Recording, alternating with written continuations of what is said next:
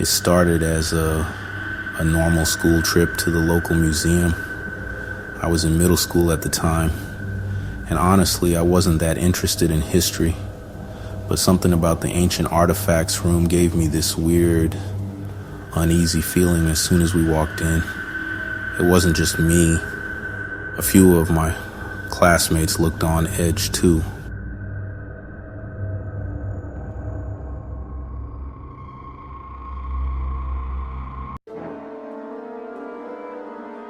One of my friends, Liam, was staring at a figure in the corner of the room. It looked like a person dressed in old-fashioned clothes. Maybe part of a live exhibit. Liam whispered, "Do you see that?" I turned to look, and the figure wasn't there anymore. It just vanished. We brushed it off. Maybe our eyes were playing tricks on us. But that wasn't the end of it. As we moved deeper into the museum, we started hearing footsteps, faint but steady, echoing behind us. The thing is, when we turned around, there was no one there, just rows of empty displays. Then, as we were taking a group photo, I felt this icy chill on my shoulder. I'm not talking about regular cold. It was bone chilling, like someone had pressed an ice pack against my skin. When the photos came back, there it was. A blurry, shadowy figure standing right behind us, where no one was supposed to be. Later, the staff casually mentioned that this part of the museum was known for paranormal activity. Why didn't they tell us before we went in? To this day, I avoid museums.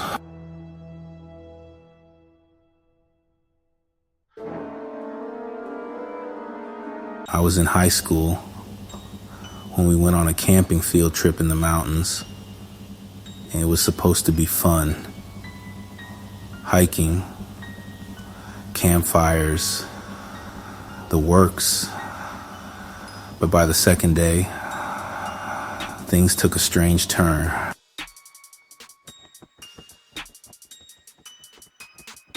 We were exploring a trail when we noticed Ethan, one of the quieter kids, had wandered off. At first we thought he was just lagging behind, but when we called out for him, there was no answer. Panic started to set in.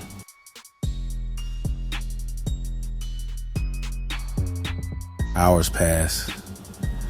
The teachers called for rescue teams and the sun was starting to set. That's when Ethan just appeared. He walked back into the campsite like nothing had happened, but he looked pale, shaken. We all rushed to him, asking where he'd been. He said something I'll never forget. "I was following you the whole time. You kept walking faster and I couldn't catch up." The thing is, we never saw him on the trail, not once. And then one of the rescue workers mentioned something even creepier. The area had a local legend about people being lured deeper into the woods by voices or figures that seemed familiar. Most of them never came back.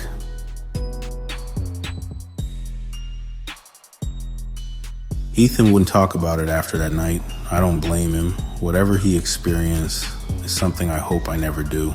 The last story takes place on a school bus. We were on our way back from a field trip to an old battlefield. The trip itself had been fine, but the ride home, that's where things got weird. About halfway through the drive, the bus got freezing cold. And I mean, it was a warm spring day, but suddenly we were all shivering.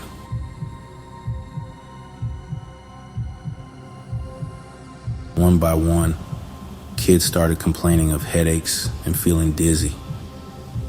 That's when Emma, a little girl sitting near the back, started crying. She kept saying there was a man sitting in the last row. None of us saw anything, but she was hysterical, pointing and screaming, "He's right there."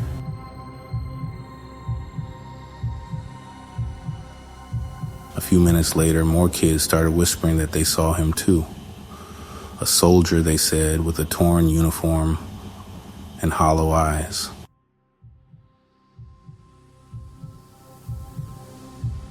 The teachers tried to calm everyone down, but even the bus driver looked freaked out. He later admitted he'd been hearing whispers coming from the back of the bus the whole time. When we finally pulled into the school parking lot, the cold disappeared instantly.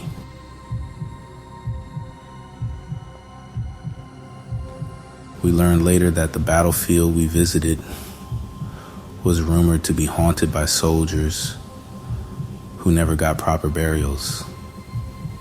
That thought still gives me chills. Did we bring something back with us that day? So there you have it. 3 field trips, 3 horrifying encounters. What do you think happened in each of these stories?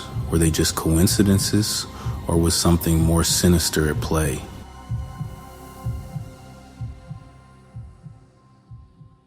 If you enjoyed this video, don't forget to like, subscribe, and hit the notification bell for more stories that will keep you up at night. And remember, the next time you're on a field trip, pay attention to what's lurking in the shadows.